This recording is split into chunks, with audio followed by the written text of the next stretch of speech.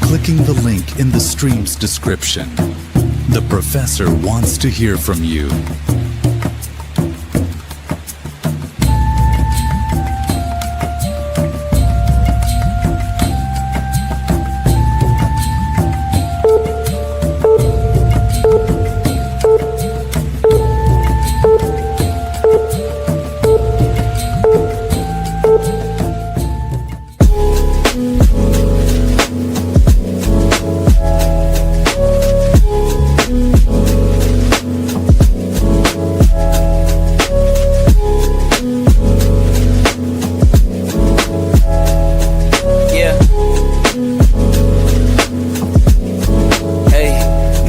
On the cusp, not too old to adjust. Old dog, new tricks. Remember, I was just a pup. Something dirty in my cup.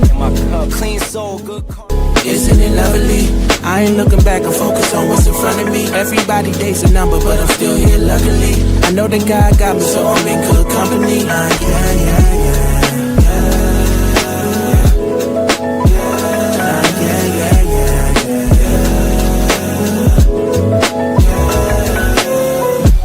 Isn't it lovely?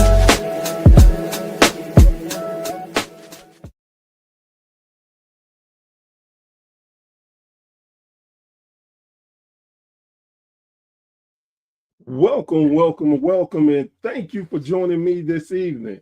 I am Professor Bear, and this is A Bear's Thought.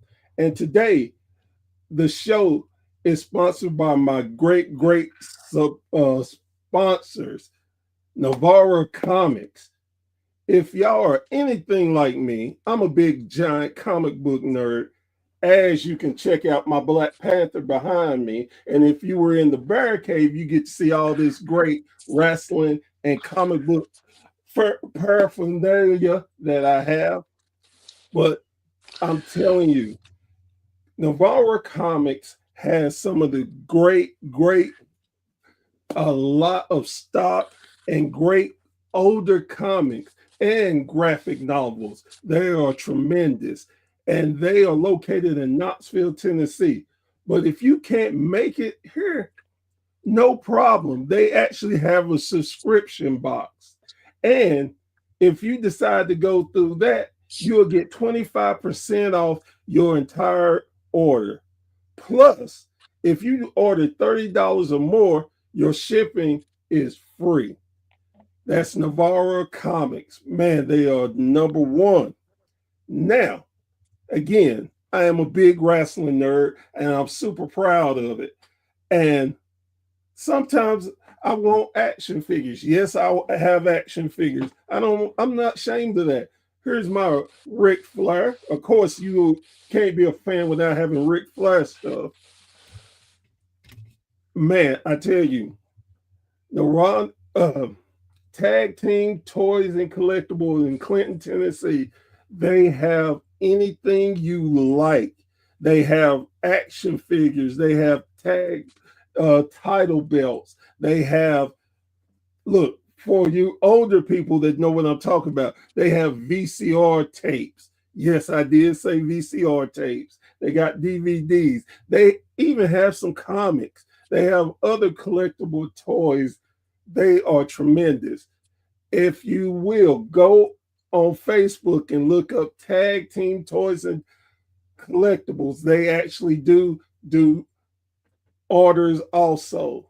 And last but not least, you got Chops, Cards, and Collectible and Print on Demand. As a kid, I was into everything, and I used to collect baseball cards, football cards, wrestling cards, you name it, I used to get it. And as a kid, I was like, one day it's going to be me. I'm going to have my own card. Well, life told me, no, you're not, because you are not that uh have that type of body. You knew it, I knew it, and plus I was lazy. So, hey, it was a dream I couldn't live until I found Chops Cars. They do personalized cars. Man, I'm telling you, Professor Bear is getting 18 personalized cards for $50. Now tell me where you can beat that anywhere. Personalized, looks just as good as any other cards out there. And since you know your professor, if you put in the code Bear 15% off your entire order. Yes, indeed. They are so great. That's Chops Cards and Print on Demand, your number one for your cards and print on needs. Now, today, my special guest today is now, I want to break a myth that is going around in podcasting. Everybody's out for themselves. They don't care about the others. Everybody out to make money. Yeah, this and that. Well, that's not true. There's a bunch of us out there that do not mind teaming up to have fun, just to, connect and just find out what the next man is doing. I am super happy and blessed to have one half of the Tasmatic tag team. Ta- Excuse me for jacking up names. My pronunciation be garbage. Tasmatic Tony. Tony, how you doing, my man? Hey, what's up, man? Thanks for having me. I appreciate it. And just in case you guys didn't get it, let me fix it for you guys. Ladies and gentlemen, I am one half of the greatest father-daughter wrestling podcast under God's hot sun, walking on God's green earth, the Tantalizing Tag Team Wrestling Podcast. Beautiful. And what's crazy about it? I have a father and a daughter, and a couple of weeks ago I had a father and a son. Oh, That's wow. what I'm talking about. Include your kids in your stuff. I love it. I love it. Yeah, man, it's always good hanging with my daughter. My daughter's across the room right now. She's a little under the weather. Oh, She's we got a big event coming up the big event. We got a big event coming up this weekend, so she's resting. We have a lot on the plate. So she might just pop in, not sure, but it's always good having your kid when you do these things, man. This is yes, awesome. sir. Yes, sir. I'm telling you, it's nothing but a blessing. Now, what I always do, the first question I always ask is, how did you get into wrestling?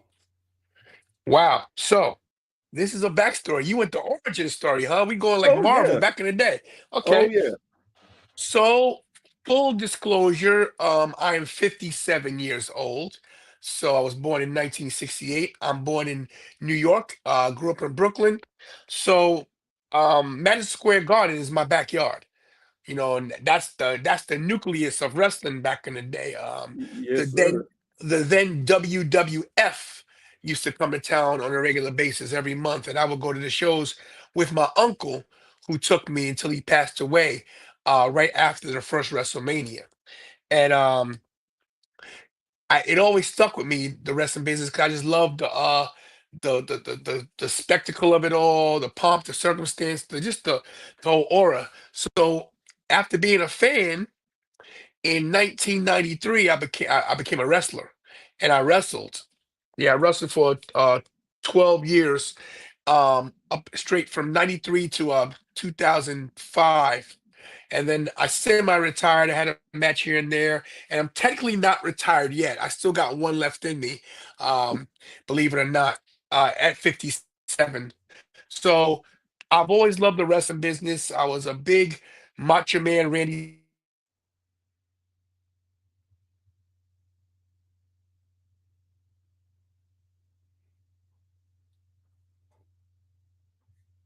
Uh, we kind of have a little issue.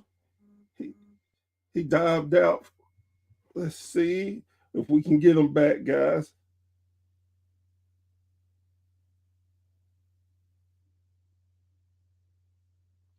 We're working on it.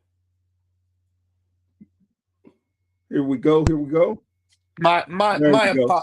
my apologies. I'm on my phone and I had it on Do Not Disturb, but for some reason the call came through. I No apologize for that. worries. But yeah, so I was a big Macho Man Randy Savage fan. And I love that dude. That was, ooh, yeah, the Macho Man Randy Savage, the Tower of Power, too sweet to be sour. That was my guy. And him and Steamboat were my dudes. When I Uh, tell you the reason why I wrestle is Ricky the Dragon Steamboat. He's one of the main reasons I got into the ring. I had the honor of interviewing him on the Tantalizing Tag Team Wrestling Podcast about 2 years ago, and it was my dream come true. I never got to really. I met Macho Man once, but never got to really talk to him. But when I tell you Steamboat's a class act, he's a class act. So I've the wrestling business is in my blood. I've wrestled. I used to work for ECW. I'm part of the first ECW ring crew. Uh, oh I was wow. in, I was at ECW before it was Extreme Championship Wrestling. It was Eastern Championship Eastern. Wrestling. Yes, yes. Yeah, I was there in the beginning. I was there before the Dudleys. I was there before a lot of guys. JT Smith was their champion at the time. Oh Um, yes. so I go back, way back. Trained under my friends from the Hardcore Wrestling Alliance. Mikey Whipwreck was one of those guys. Uh, my friend Paul Loria, Craig Boscia, Kevin Flynn, Mike Norman, my boy Robert Franklin. I mention my names because those are my people. My dude Les Allier, and these are guys that I grew up with, and I just always gravitated to wrestling business because it wasn't mainstream back then, man. If you were Oh, on wrestling, oh they were like, "What is this wrestling crap, man?" yeah. I never cared what people thought because I was good at it. I would have matches at school, and I was dropping elbows off the cafeteria tables. I would get suspended all the time. So yeah. Man, I love that. Man, and man, you brought up some crazy memories for me because anytime someone say ECW, immediately runs in my head is Eastern Championship Wrestling. I Yep. remember when Snooker was the champ. I remember when my boy Eddie Gilbert was up there with Paul Lee. God, Yeah. man, loved Eddie Gilbert. Yeah, he was a good dude. There's a clip online. If you look it up on YouTube, I'll send you the link and you can look it up one day. 911 choke slams me in the ring, and then Paul Heyman puts his foot on my back, goes again, get him again. So yeah. That's By the you. way, yeah, it's me. Me, Oh it's snap! yeah. That's crazy. By the way, Paul Heyman, if you're watching, you still owe me $50. Just for the record, okay? I'm pretty Look, sure if he could Paul afford ain't it now. owing you, he ain't doing something. He he, he could afford it now. He could afford it now. Man, that's crazy. Oh wow. So, um, first off, the macho that was by far the best Macho Man I've heard anybody do. I mean, I Listen, just felt him in the room. I didn't even really do it to my best ability because I have a little bit of sniffles right now. But when I Right. tell you, I'm not just trying to say this. I went one on one with Jay Lethal 3 years ago at WrestleCade, and he said, I told him to his face, "You do a great Macho Man, but mine's better." He's like, "Let's hear it." I said, yeah, Jay Lethal, you're the kind of guy that gets under my skin. I don't think you got what it takes for the intestinal fortitude, no?" So he was like this, mouth drop. So when you impress somebody like that, you know you got it going on. Oh yeah, definitely, definitely. Wow. So, what made you decide to do a podcast with your daughter? So here's the thing. I have procrastinated for this for 15 years. I should have been bigger than Mr. Beast at this point on YouTube because I always had the desire to do it, but I was like, I don't have the right equipment. I didn't have and I finally said, man, I'm gonna just do it. So my daughter had just started watching wrestling. Like she loved Rhea Ripley. She loves like the girls. And I said, hey, listen, I took her to WrestleMania in WrestleMania 32 in Dallas, and she loved it. And we didn't do it then, but then as the years progressed, we went to WrestleMania again in Dallas, where Stone Cold Steve Austin came back. That's also when Cody Rhodes had his first match back as well. Right. And when she heard the Stone Cold pop, people don't realize this generation really never seen Stone Cold in the ring. Exactly. And she got to see Stone Cold wrestle Kevin Owens, and she was hooked. So I said we should do this. And my daughter at the time was I believe she was 16. Now she's 21. And for the last 5 years, we've been running around the country, going to different events, going to WrestleMania, SummerSlam, Survivors. We do it. One year we did almost every PLE that was on that it was in North America. Oh wow. Last year I went to every PLE in North America. Yeah, it was my dream to do the core four in one year. I did everything last year. I went to every show, every possible PLE I was at, in North America, including Canada, of course. And we Man, just that's amazing. it That is is amazing. very Trust me, amazing. it was a big accomplishment. But when I tell you that it's great traveling to her, and it's people don't get it. It's a weird dynamic because I'm 57, my daughter's 21. What 20-year-old kid wants to be around, or young lady wants to be around her dad? But she knows this is my dream, so she actually dropped out of school, out of college, to do this with me. She like sacrificed her dream to help me achieve mine, which is a big deal. So Yeah, that says so much for her as a young lady, yeah, and I definitely agree and can understand. I have a 24-year-old daughter, and no, excuse me, 25. Gee, 25-year-old daughter, and she. You would think I was her kid as much as she stayed on me and watches yep. out for me. Yeah, they always think they're the boss. She's always telling me, Dad, put on a coat, do this, go here, go here. Yeah. Oh, definitely. So, so what? When y'all first started doing this, what was your intent? Like, I know some podcasters are like, man, I just want to, I tell what I see, or man, I want to promote the wrestling in my area. What was your all's intent to do? Um, we never really had a goal to get. Well, my thing was this. On YouTube, I want that plaque. I want that 100,000 subscriber plaque. I'm at 22,000, and it's hard. It is a slow burn. It's tough. But the main goal was to just enjoy it, have fun with it. Hopefully, someone notices us and we get noticed, and maybe some opportunities come. And that has happened. We've worked with a few companies. We work with Fanatics right now. We do some content for them. Uh, Mark Henry, of course, the world's strongest man, has taken me under his wing, and we've done some content with him. We do a lot of the conventions. Of course, this Saturday is my cheap plug. This Saturday at Suffolk Credit Union Arena, I am the first ever host of the big event, and that is November 15th. It is this Saturday at 10 a.m.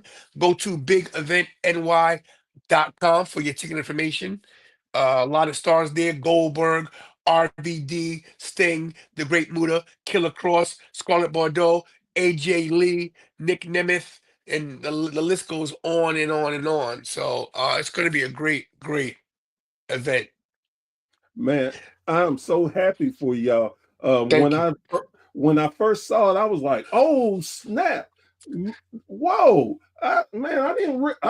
I knew y'all had a good following. I like, nah, they big time, and I didn't even know that. Yeah, we're trying. It is not um it is not easy. People do not understand how hard this is to uh to do. It's hard. Yeah, definitely. And they don't understand how much time, energy, we put into doing this, especially because we care about our brand. We want it to be looked at and respected. We're just not putting out any old thing.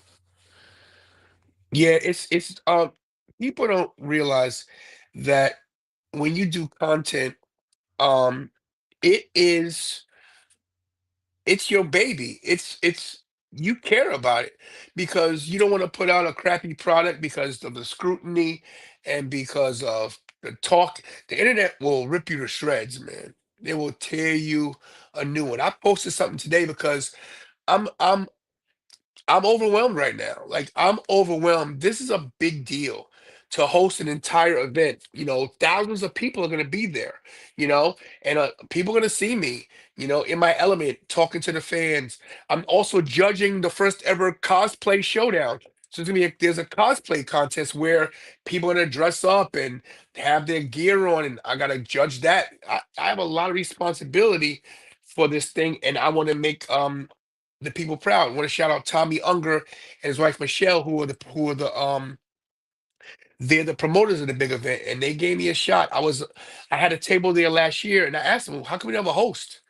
He said, "I can't trust anybody." I said, "I could do it, man. You can trust me." So I've been promoting this thing for 9 months straight, you know. And I put like at least a video up a day, and I talk to fans. I go to different events, let people know what's going on, and it's this is work. It's work with no pay. Because if you're not getting big sponsorships and you're not getting my numbers aren't huge. I don't have big numbers like these, like my friend Alan Owens who's killing it, Sandy Zapp, Con Man. These guys are making good money because they got the views. And I'm not there yet. And it's I love everybody to make it. But at the same time, I'm like, yo, it's my time. So I'm here to grab the brass ring and take it next level. I don't think there's anybody out here like me, regardless if it's just a father-daughter thing. Nobody can touch me on the microphone when it comes to podcasting and being able to speak and interact with people. I'm the ultimate people person.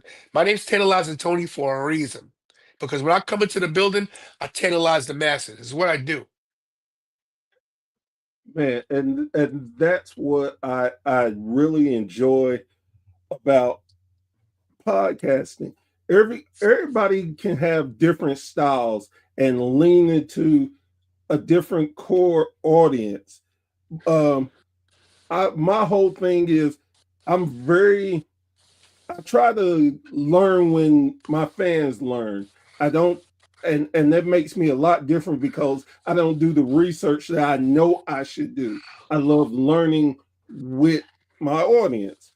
And I feel like, they can tell if I'm faking it. If I'm having this discussion with you, I want to show that I'm very interested, that I'm with the fans. And I don't believe a lot of people would relate to me if I did it another way. And again, there's so many different niches and stuff, and I think there's so many people out there that there's enough for all of us. Why not? And to be human and nice, and hey, that's why I reached out to you. And I was so happy that you were like, yeah, no problem. Listen, man, this is my thing. A lot of people in this business will look at your numbers. And if the numbers ain't where they're supposed to be, they say, I can't do your show. I don't look at nobody's numbers, bro. Because at one point, I was at zero. And 22,900, whatever it is, it's not a million. It's not 100,000. It's not 50,000. But they had to start with that one.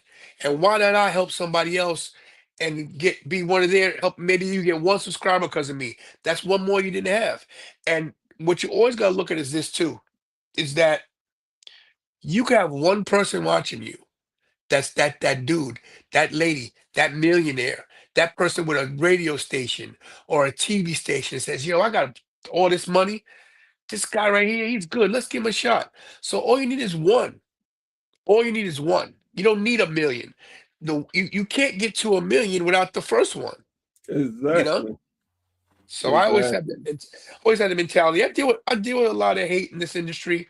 You would be surprised, man, how many people cannot stand me because here he comes coming into the building, think he's running the show. Well, here's my thing. If you scared of me, tell me to my face. Say it like Alex Riley said, his song, say it to my face. Because I got no problem with competition, and I don't got a problem if you don't like me. It's cool, but at least don't be in my face, hey Tony, and then behind my back, can't stand that guy. Exactly. Just be real. And like I've said many a times, I've said things that I feel like is controversial. And I'm like, you don't have to agree with me. This is my opinion. And if you do not like it, the same way you found me, you can leave me there. It's all good. Someone's gonna like me. Facts. And 100%. but so I know you consume wrestling. What is what is the show that you are really you keep your eye on no matter what? All right, so listen. A lot of people say, "Oh, Tony, you just hate AEW." Let's clear it up. I don't hate AEW. I think AEW has a lot going for it.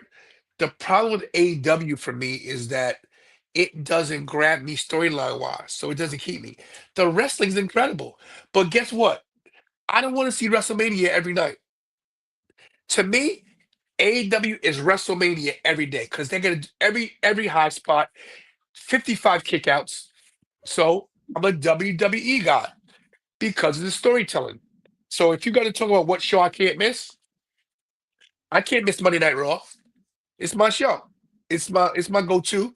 I'm a SmackDown guy as well, but because sentimentally, I was at the first Raw in the Manhattan Center. Oh yes. So listen to this. I've been to the first Raw, Raw 10, Raw 20, Raw 25, Raw 30, and the Netflix premiere in LA. Crazy. Damn, that is amazing. Let me tell you a quick story about the first Raw. People might not realize this. The first Monday Night Raw was in the Manhattan Center in 1993, and it was first come first serve. Tickets were $10, and you'd have to run up 8 flights of stairs to get to your seat. 8 flights, and I don't mean 8 BS flights. 8 New York flights of stairs, and that's how you got your seat. So what I would do is, I was in good shape back then. I would bring my oldest son, Anthony. He was about 5 at the time, maybe 6. So what I would do is I would have one of the young ladies in line hold my son, and I would run up and hold like 8 seats. And then they would we had the whole every week we'd have the front row. If you go look at Monday Night Raw from '93 at the Manhattan Center, I'm either the first row or the second row. But then I learned that if you sit in the rises, you're on TV all the time. So I would sit in the second rises so you could see I was always on. I'm this. I know people won't believe this, but this is a true story. When Razor Ramon beat the then Lightning Kid, I'm the guy that pointed to Razor Ramon and said, 1, 2, 3. And the next week they called him the 1, 2, 3 kid. I kid you not. You know I'm gonna be checking that out, right? It's true story, man. It's true. So the whole week, Wow. I said 1, 2, 3, and I get the crowd going 1, 2, 3, and Razor Ramon, Scott Hall, the late Razor Ramon was pissed. You played it off so well, but the next week they called him the 1, 2, 3 kid, and they gave the fans the credit for that. I started that shit. That shit. I also started the first ever wave at WrestleMania too. Really? Yeah, yeah. WrestleMania. Don't get me the line. WrestleMania 25 in Houston. I started the wave there. So yes, I've been a part of a lot of things. I've been to quite a few WrestleManias. Quite a few. Man, that's all right. If I give you the number, you won't believe it, but it's been a lot. Put So, put it put it this way. I'm from New York, so you know I was at one, right? right, So WrestleMania 2 was in 3 places. I was in the New York one for the Coliseum. right. I was in the Silver Dome for 3. I was at Trump Plaza for 4 and 5. I was at Sky Dome for 6. Oh wow. When we keep going, when we keep going, I was in I, I Give it was in to us. I was in LA for 7. I was in Indy for 8. I was in Vegas for 9. I was in New York for 10. I was in Connecticut for 11. I was in California for 12. Chicago for 13. When we keep going, this so you know. I'm through. So That's listen, The only WrestleMania I haven't been to is COVID. Oh wow. So That- right now I'm undefeated. I'm like Undertaker, but the streak may be coming to an end because of Saudi Arabia. oh, speaking of that, how do you feel about them taking WrestleMania to Saudi Arabia? It's such a mixed bag of emotions because listen, WWE is a global entity and they gotta spread out. I get it, but to pick Saudi before London, bad, bad move. But here's the thing, guys: it's about money. They get a lot of money, and you gotta at least be thankful for the people that are gonna be working there. They're getting big payoffs. Uh, I'm still up in the air on how I feel. I don't know how I feel about it because I don't want to be a hypocrite, and you guys see me in Saudi Arabia because I'm working on it. I'm Right. working on it. I'm working on it. So my goal is to get there. And that's the thing about it. And if throughout all of what's going on with WWE, I'm a big opponent of. I don't. I understand it's a business, and I understand there. Everybody in the business is out to make money, but I hate that they are overpricing tickets where a family can't go. Yeah. And one of the things that I've been blessed with being able to take my whole family to shows when they come. I'm in Knoxville, Tennessee, so we've had a few. So I've been able to take my family to them, and now it's like, good Lord, I'm remarried. Me and my wife, man, we can't swing those tickets, especially where the world is right now. It's like, Right.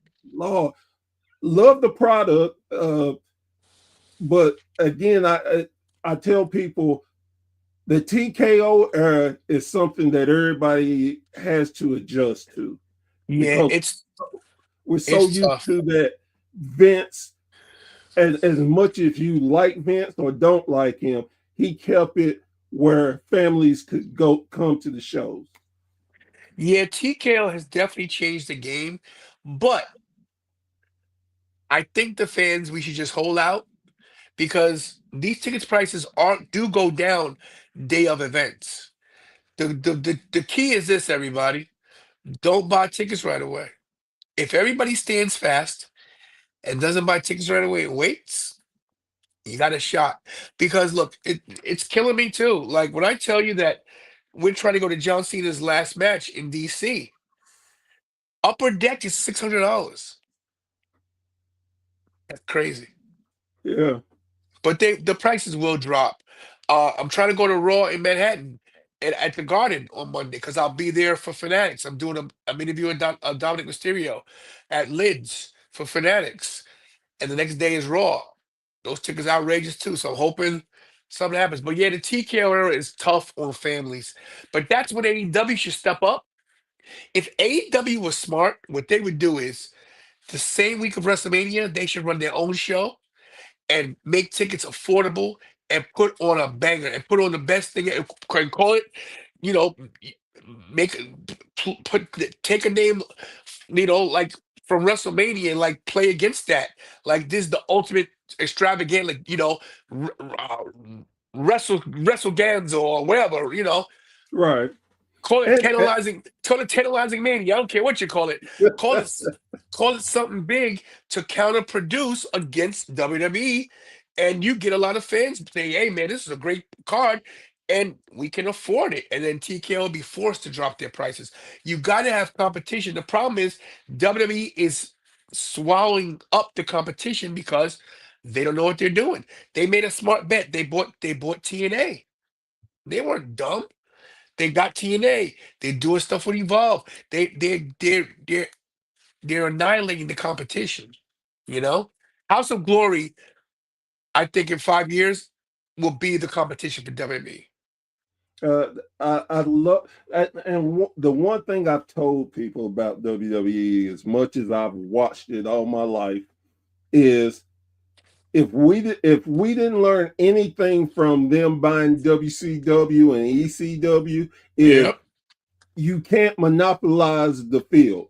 Once you do that, the product goes stale, you lose audience, everything. You got to have real competition. I think that AEW will counter program for WrestleMania. I think Tony is not a stupid man. I think he will. It's just a matter of making the right card, and in the right place. The problem is that Tony Khan blows his load on every pay-per-view. There's no more dream matches to have at this point. You gotta hold off on some things. And that's the problem. If Tony Khan was listening to watch this show, Tony Khan needs to hire me because I know exactly what to do to counter produce against WWE. And not to I would first of all, you can't hate on WWE. It's like everybody hates the Yankees. Everybody hates the Cowboys. But they're those teams that people recognize. You know, they don't win all the time, but you know who they are. You know, Yeah, and if Tony Khan would embrace, try to work with them instead of against them, his product would get better. He you can't beat you can't beat WWE. It's like okay, you know the movie Little Giants. yes, Little Giants should never beat those Cowboys. But if you notice in the movie goes 99, 99 out of 100 times they beat us. But all we need is that one time. And that's all you need is one good showing against WWE and boom, ratings go up. You don't have to try to beat WWE. You have to try to piggyback on what they're doing and make it your own. It's not always about, "Oh, I got to take this guy down." You're never going to take down the juggernaut. They'll implode themselves before anybody beats them. right. So, I think they have learned a little bit for where they were booking the big arenas and stuff, and it wasn't selling. They start dropping to the smaller ones. I think that was a great move.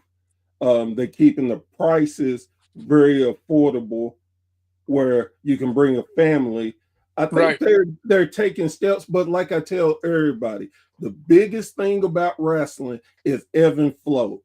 1 minute you're going to be up, 1 minute you're going to be down. You just got to ride the wave and be ready to enjoy it. Wrestling's a roller coaster. It's just like life.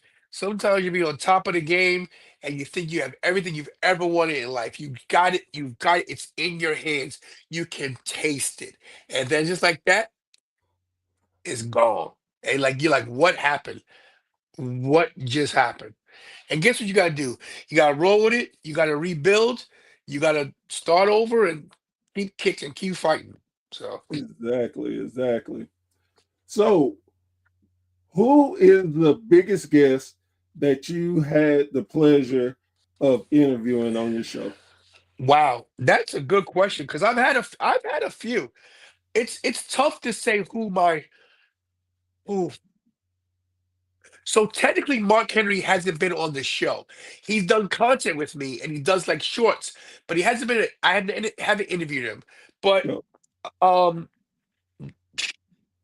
I mentioned Steamboat, True Cold Scorpio, who's a good friend of mine, has been on the show. Oh, man. Alex Riley, uh, Chris Van Vliet. Man, I would love to pick his brain. Yeah, he's God. good. You know what? Let me go back.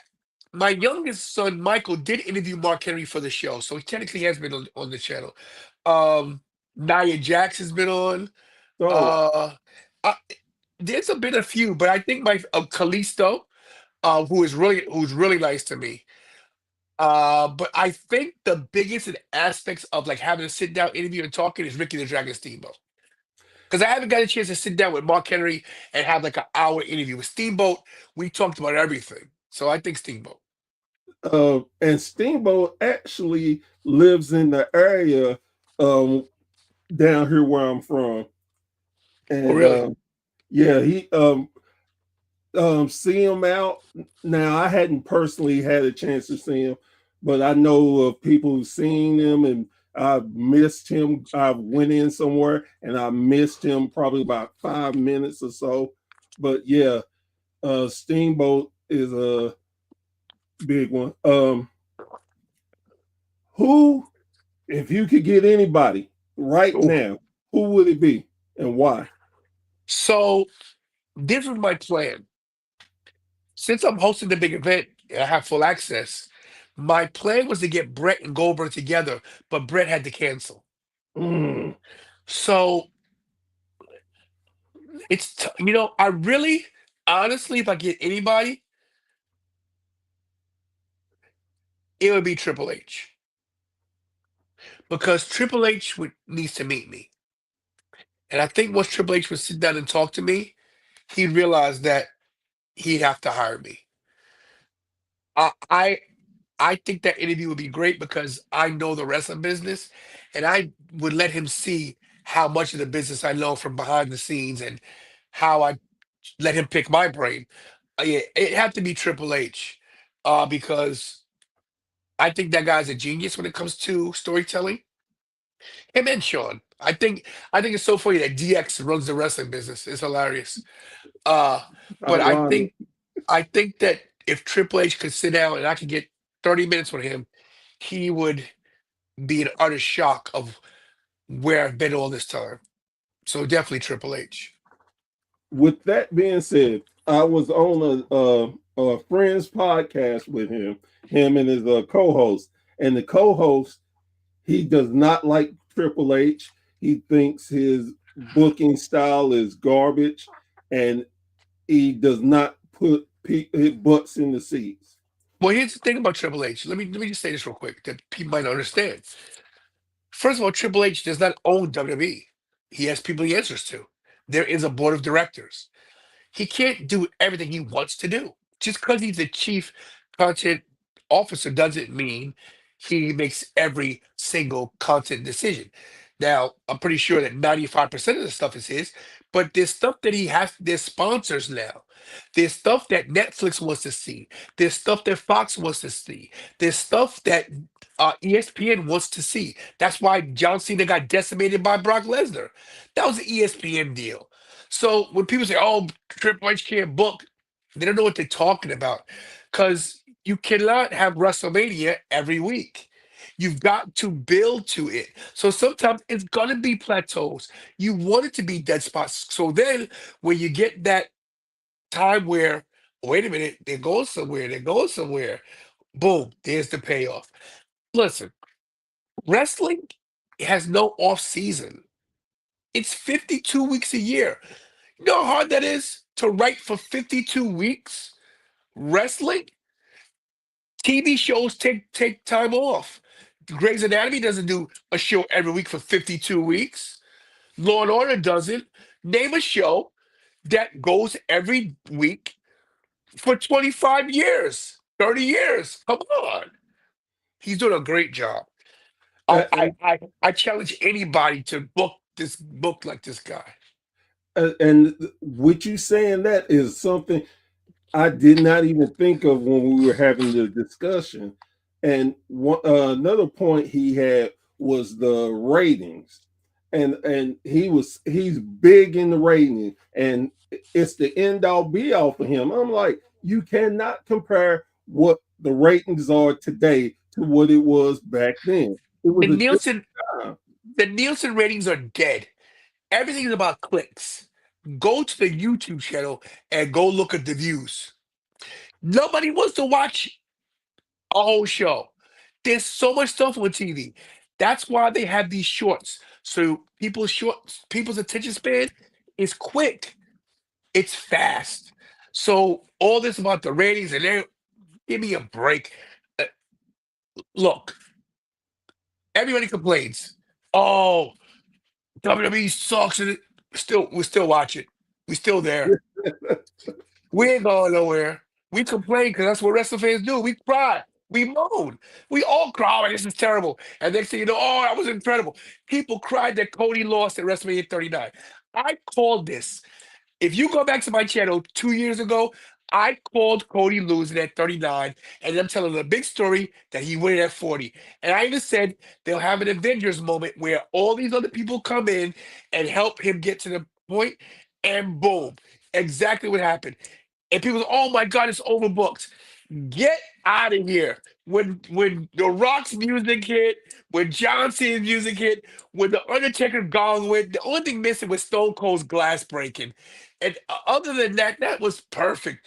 Give me a break. If anybody wants to cry about wrestling, go cry in your little cereal box, you little babies. Give me a break. Don't let me. They don't want me to go heel. If I go heel, it's a problem. Uh, what is what do you think about the tag team state in WWE? So here's the problem. The women's division is great. Okay, incredible. They don't. The first thing with tag teams is this. Number one, I think any tag team you're in, number one, you have to have a name. I don't want to hear Finn Balor and Dragon Lee. I mean, Finn Balor, excuse me, Dragon Lee and AJ Styles. Finn Balor and JD McDonough. I want tag team names. I want the Hart Foundation. I want the Killer Bees. I want the Fellas Rougeau brothers. I want Strike Force. I want the Young Stallions. I want names. That's number one. Number two, I want matching gear. Street Profits is a perfect example. And I'm going to talk about Montez Ford if you give me a chance in a minute.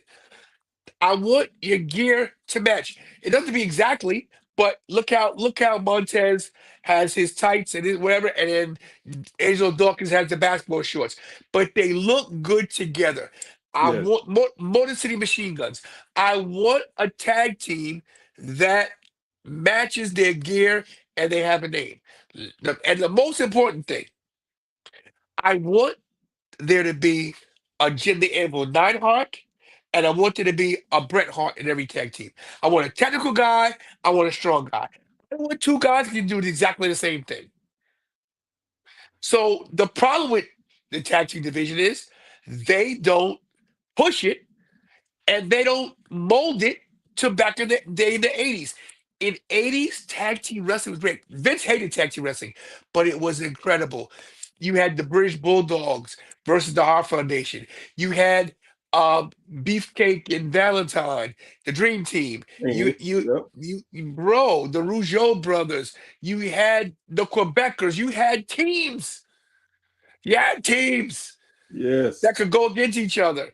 Even you had listen, even though there was a made up name after the fact, you had Andre and Jerry and Haku, the Colossal Connection, They were Demolition. they low key were I love them. The Colossal Connection is the most underrated tag team in the business. Yeah, yeah, If definitely. Andre and Jerry hadn't been healthy, they could have kept those guys going forever. That was a great come on, Haku and Andre. Haku may be one of the most toughest wrestlers in the history of legit in the business and the largest guy in the world. Come on, man. They were Yeah, great. yeah, definitely. Uh, I, Love de- them. I definitely agree with you that they don't give tag teams the kind of push they deserve. Now, I will say on SmackDown, they treat them right. They Now, do. now I do get tired of seeing the the six tag team Yeah, turmoil matches. I do get sick of, but at least they give them a chance to wrestle and to put on what they can do as a tag team. Raw, agreed. hell, they just throw anybody together and like, okay, you're a tag team, and that bugs my soul because I'm a big tag team guy, and So am I. like Huge. you said, in the 80s, and me being from the South, I was NWA. So, I mean, hell, the Rock and Roll Express, the Midnight Yes, yes. Express, the Road Warriors, the damn, the Varsity Club. Yeah, yeah. Like you said, I want a tag team. Let me flip the script with you. Let me become host real quick, okay? All Let me right. ask you a question. What's your favorite version of Midnight Express? Is it Dennis Condrey and Bobby Eaton, or is it Bobby Eaton and Stan Lane? Mine's is Stan and Bobby. Now, Mine too. now, here's the thing, the kicker about it too.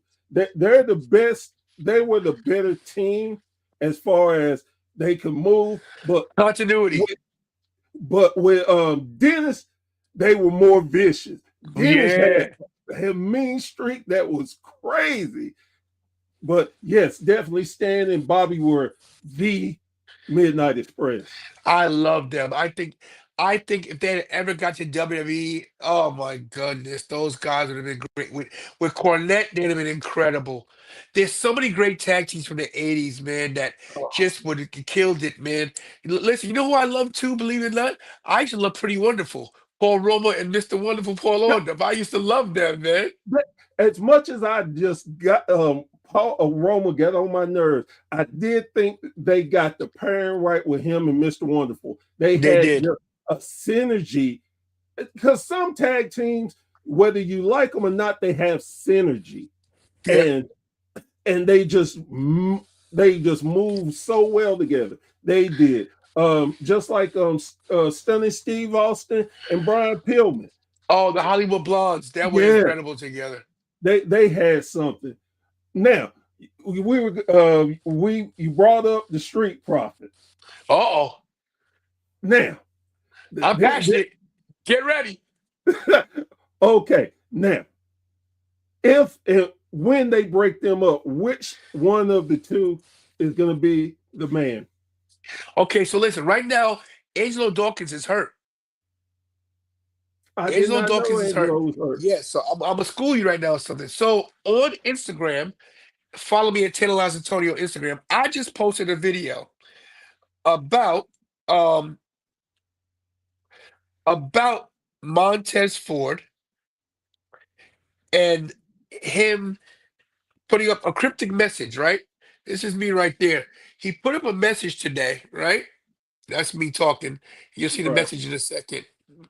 He put up a message today on Twitter. You see it coming up in 1 second. Here it comes. They just showed him what Oh, he look at it. Drinking his little drink right there, sitting in a chair, and I think they're teasing his singles push. I have been a proponent of Montez Ford from day one. No disrespect to any. well, you're breaking up. Can't. You lost me.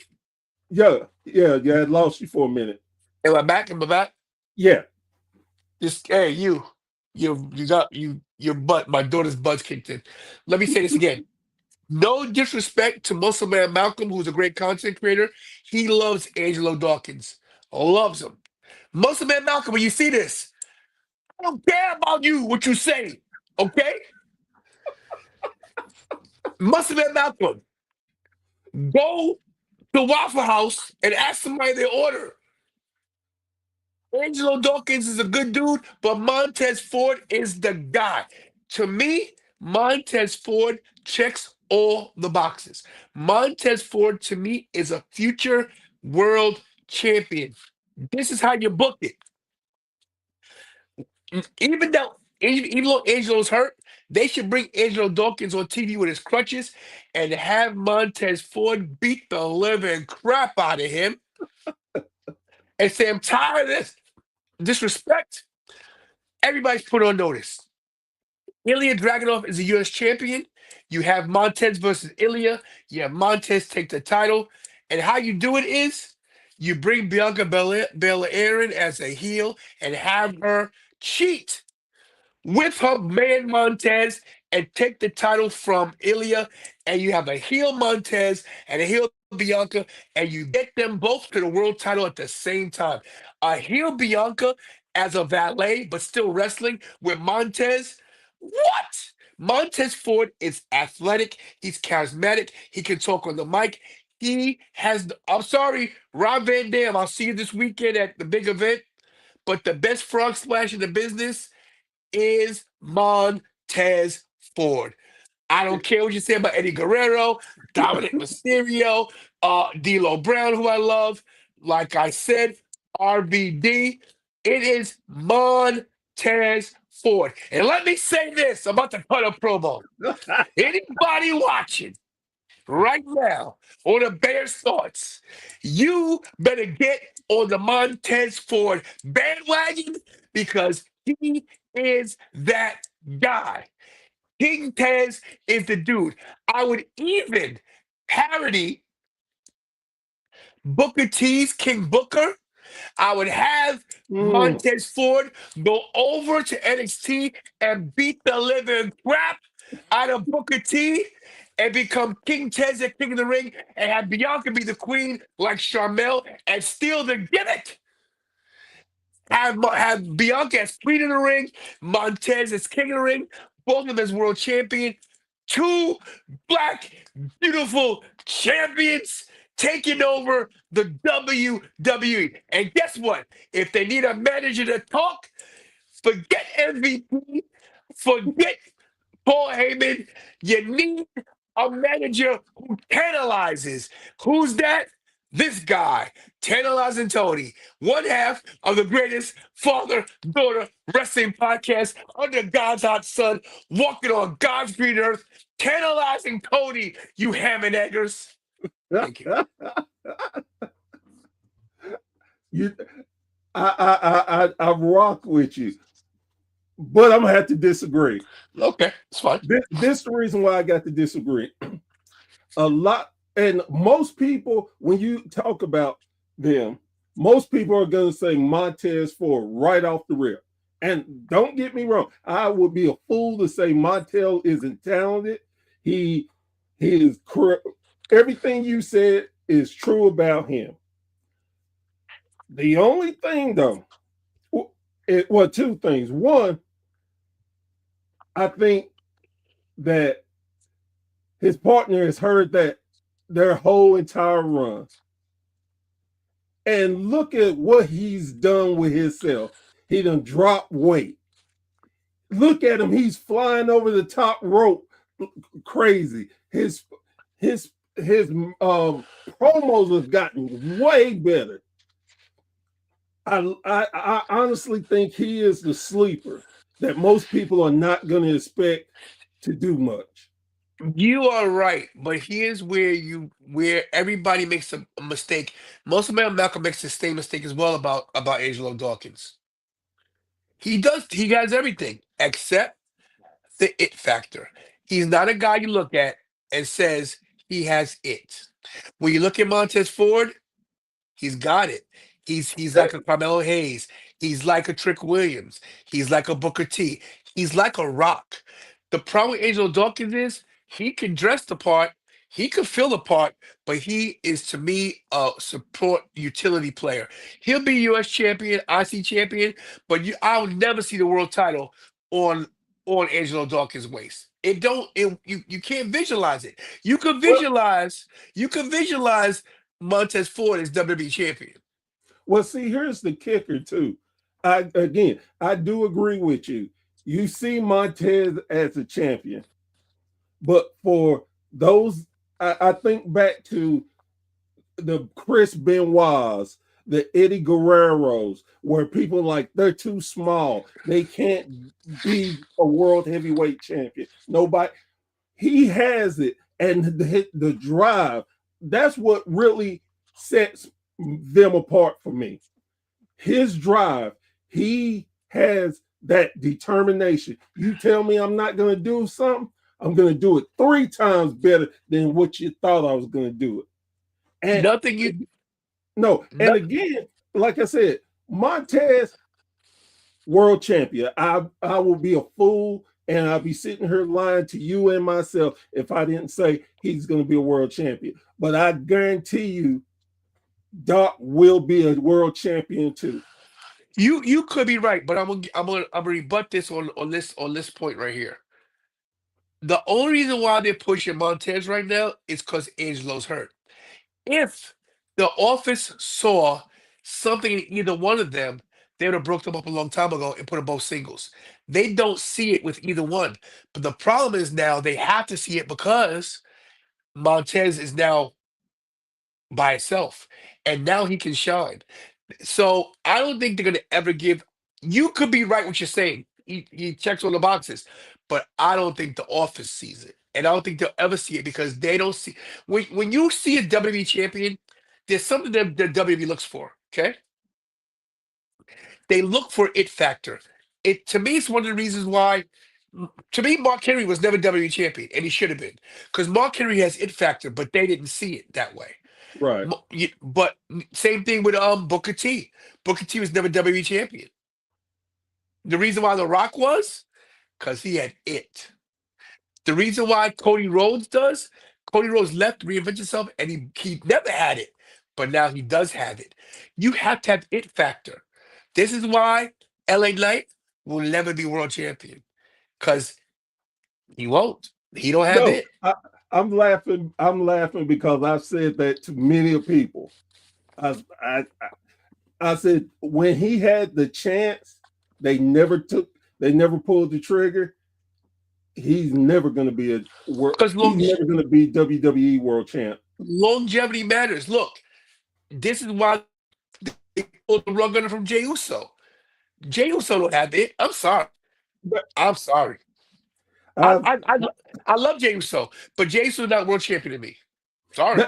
that, I told people this when he won the Royal Rumble. I was mad at first. Then I was like, well, how can I be mad because I said I wanted somebody to win it that never gets that opportunity. I Give them love a that gave it chance. to him. Yeah, I of was like, course. I was cool with it. Then I was like, okay, he's gonna beat Gunther because he's so over. Of This course. is a reward. They're Right. gonna give But it to him. but he couldn't Then I was sustain like, it. he ain't gonna hold it long. They He gave him couldn't a sustain it. couple of, he got a couple of wins, then dropped it. Now that killed Gunther, but that was okay. Gunther can rebound. I was like, okay, Jay, he just not, and no disrespect to Jay. I love the Usos, love them, Jimmy's the but better Uso. I Jimmy's think the better lately, Uso. I think so too. And so that is one of the things too. It's just like it, and this is what I love about the wrestling business, us being fans. We can have this conversation, and then afterward, we both can be right or we both can be wrong. But it's just us, our opinion, and we have fun with it. Yeah, 100%. Like, look, I love Jey Uso. I think Jey Uso was great. Uh, I wish I had the career Jey Uso had, but to me, they booked it wrong. I think they listen. He's selling the t-shirts, but look, you can't be blown up in the ring all day. You're a WWE superstar.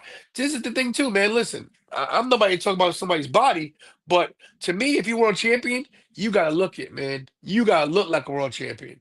And to me, Jey Uso never looked like world champion, and that goes for Jimmy as well. I think that they gotta go back into the gym. I think they gotta take their shirts off.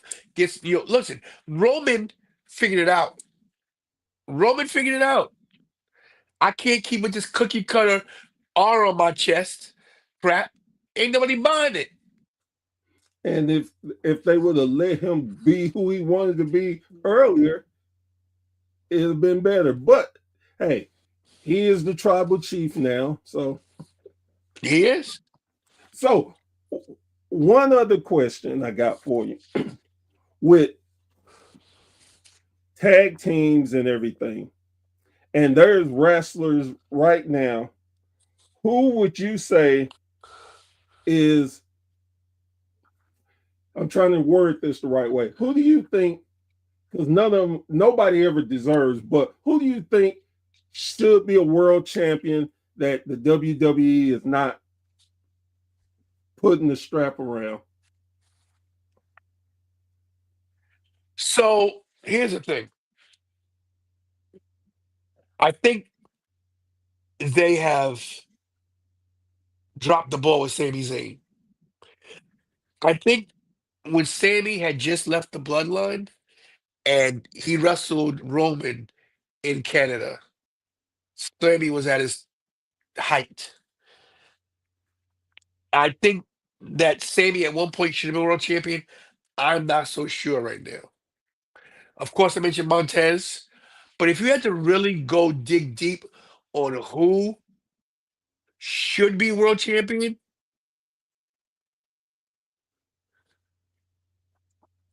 What a tough question. But I was gonna say I give you a couple of minutes to think. Let me tell you who I think should good. be have the strap. Finn Balor. Finn has done so much work. Because let's be real, Judgment Day was garbage. They let that go complete to hell, but they brought it out of the fire. Because real from dang, I can't even think of my man's name. Damian Priest? Damien, thank you. They were hot. Finn was hot. And just think, the Judgment Day should have been dead 2 years ago. And it's still around. And I think most of that has to do with Finn and his incredible work. I think that Finn, especially after he won the Universal title and had to drop it because he got hurt, and I think they dropped the ball without letting him get it again to show what he's truly capable of. I agree with you. I think that he'll be world champion again. He won't be WWE champion, but he'll be world champion. But when you mentioned Damian Priest, he needs another shot. Drew McIntyre deserves another shot. Oh, Drew McIntyre right now, for him not to have the title is criminal. You know, to me, you got to turn Cody Rhodes heel. But I got it. If I had to pick one out of everybody right. who deserved it, Randy Orton. I know Really? he's been I know he's been champion a lot of times, but that guy, they say Cena's the GOAT. Is he really the GOAT? Randy Orton's the GOAT. Randy I Orton think, is, go Randy ahead. Orton did something a lot of wrestlers can't do. He came in as a kid with a tough faction evolution, had to grow up, got his own faction legacy, evolved as the legend killer, became the Viper, has evolved. Everybody that wrestles with Randy Orton gets better. RKO Bro was incredible because of him. Randy Orton is that dude. I don't care about younger guys coming up and this guy, this guy. Randy Orton to me should beat Cody Rhodes at WrestleMania. I think we should have a heel Cody Rhodes versus a face Randy Orton. I think that's what we're gonna get. My WrestleMania prediction is that, well, this is what I think at Elimination Chamber or even at Survivor Series, that Cody turns on Randy and goes heel. And they draw it out, and we'll get Randy versus Cody at WrestleMania. That's interesting.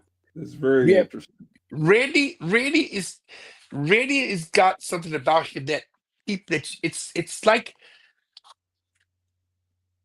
it's something. It's don't. I'm not too my own horn. It's tantalizing. If you look up the word tantalizing, let me tell you what tantalizing means. Right?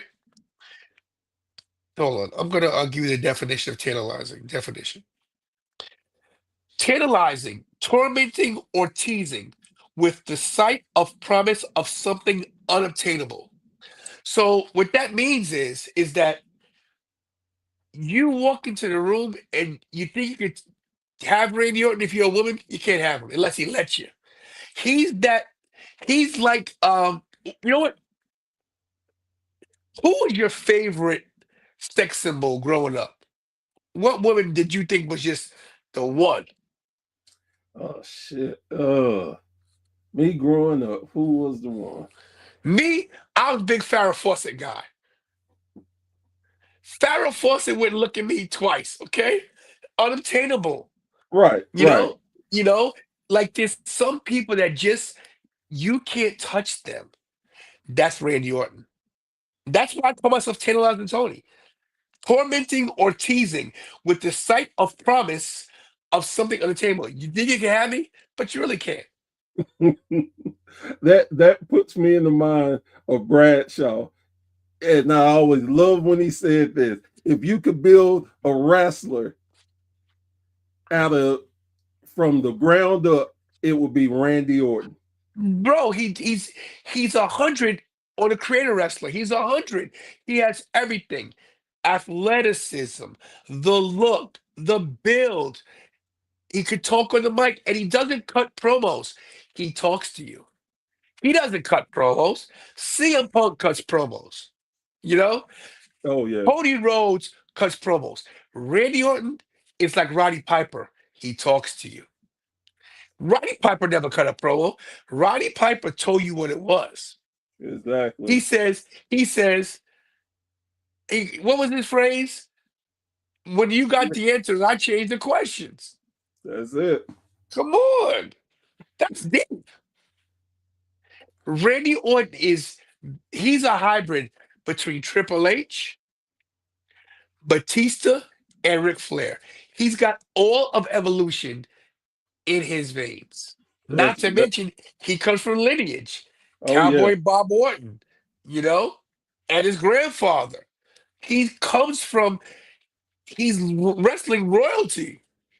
yeah. And the thing about him, it took him a minute to get it, but Yeah. once he got it, that was the end of it.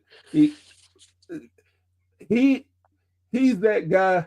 If he turns on you, everybody's still cheering him. They don't care Yep. what he does because he's just Randy. Everybody has that flick that switch moment in their life. Randy Orton finally clicked it, and now he's that guy. And I'm going to segue this to me. I've always been great at wrestling, in the ring, on the mic, but I never flicked the switch till maybe 2 years ago. And I finally realized that, and I'll be honest with you, I'm always crying and moaning about, oh, it's not my oh, what happened to me? Well, it's time for me to stop crying and just take it. I'm not knocking on the door anymore. I'm done knocking. I'm not kicking it in. I'm getting a battering ram. I'm knocking the door down. You got to deal with me. I got nothing to lose. I don't care what people think anymore. I put a post up today because I was, like I said, I was overwhelmed. I was having a rough day. This is coming down on me because I hear the negativity, and it's all jealousy because they can't be me. You know how hard it is to be me, to be Tantalizing Tony, to be a dad, a grandfather, a bus driver, a content creator. Right now, I told you before the show, I'm in a hotel right now. I'm living in a hotel right now with my daughter and my son because we had some circumstances that happened. My landlord situation, my landlord Right. passed away, and the family, a whole bunch of things right now. And I'm still here on your show, and I'll still be at the big event on Saturday, and I'll still be at Fanatics at Lids to talk to Dominic Mysterio on Sunday because I don't quit.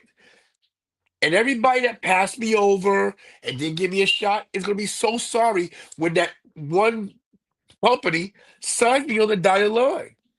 They're going to be, why did we get him? Well, you had your chance, stupid. You blew it. I tell you, I have to be totally honest with you. That I love the way you're looking at everything because easily you could like you said, your problems could bring you down and why am I not here and why I'm not there, but you're not letting that stop you. And that's a great mentality to have.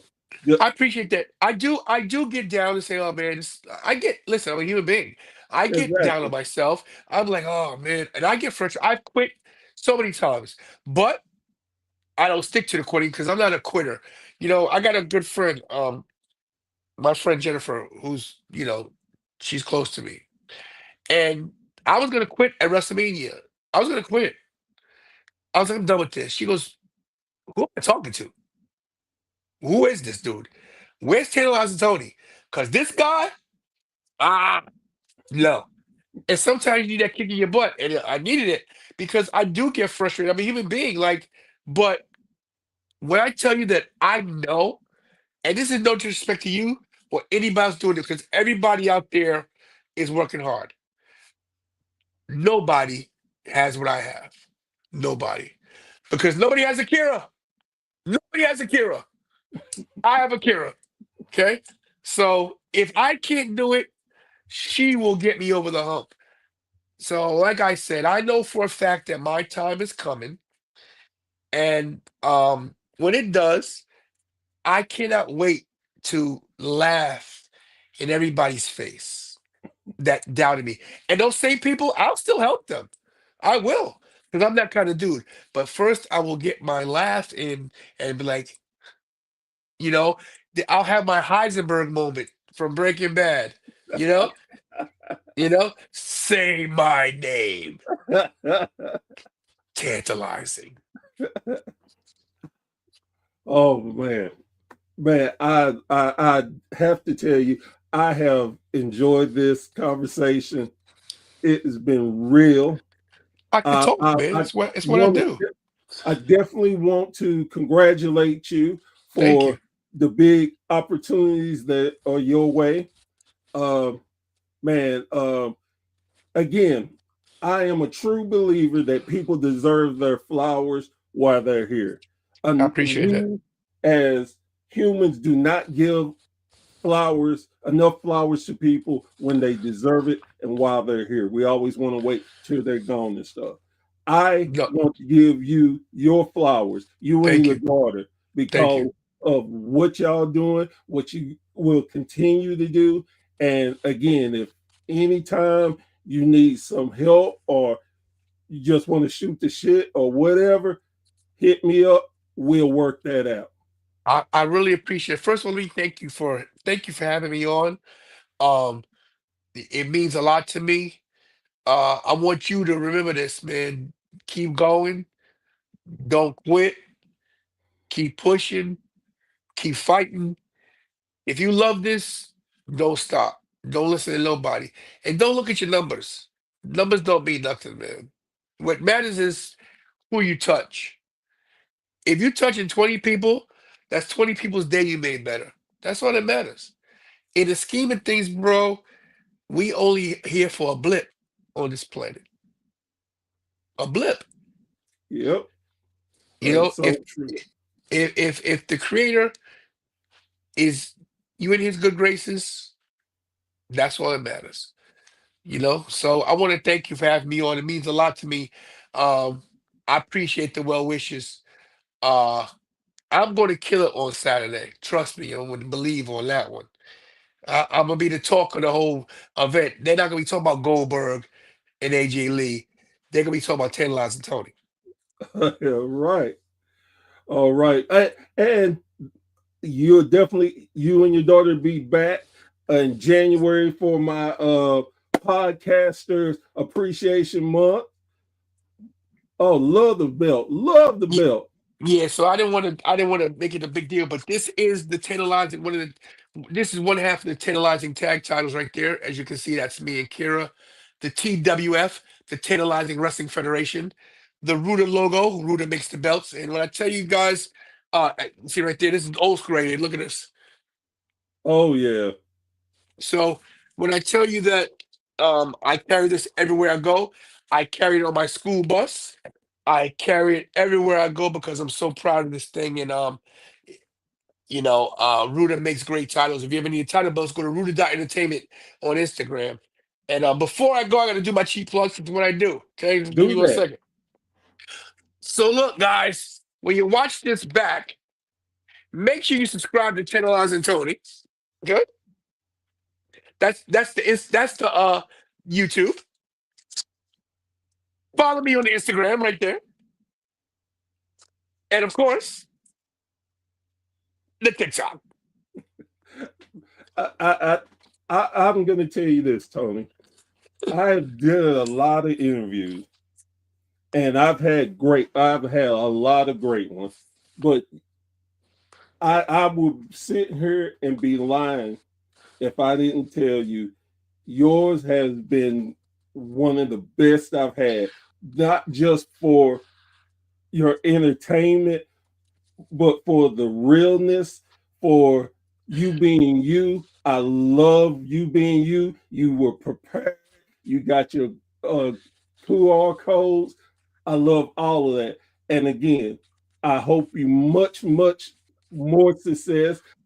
Like you said, you know it's coming. I know it's coming. Oh, it's Uh, coming, and when it comes, bro, be ready because these are the when I do make it, these are the things I remember. The people that really gave a damn, like hey, bro, I need you for something, bro. I can't do it. Take this from me. I got you. Oh, some door in Tennessee. Let me. Hey, yo, put you on a plane real quick. Those days are gonna come where I am the biggest thing in this business. We got Chris Van Vliet. We got these guys who are doing great work. But I'm not a Chris Van Vliet. He's a different. He does some. He's a broadcaster. He's an interviewer. I'm a presence. I'm an entity. I'm a brand. And when I tell you that I mean this with all due respect to everybody out there, everybody, watch out because I'm coming for you. I'll come for every last one of you. I'll come for your sponsors. I'll come for your endorsement deals. I'm coming for everything. So be prepared to get tantalized. Man, I can't say anymore. Guys, girls, thank you so much for joining me this evening. I hope y'all had as much fun as I did with this interview. Uh, like I always say, man, please, please, please support your local indie wrestling. Support them. You never know who you see that are grinding, making their way, and when they could be the world heavyweight champion of Mhm. WWE. You never know. So give that love and support to your local wrestling. Let And me. I want to say go one ahead. more thing before I go, if you don't Yeah. mind. Let me just cut you off because I gotta just make sure. First of all, everybody, once again, thank you for having me. It was an honor to be here. I wanted to give you guys my closing spiel because I always do it into my show. Guys, girls, hug your family members because you are not promised tomorrow. Pray. You got to pray to make it today. And as always, for everybody watching, for Bear's Thoughts, my name is Tantalizing Tony, one half of the greatest father daughter wrestling podcast under God's hot sun, walking on God's green earth. And as always, as I do best, stay tantalizing. And I can't think of any other way to end the stream. Y'all have a great evening.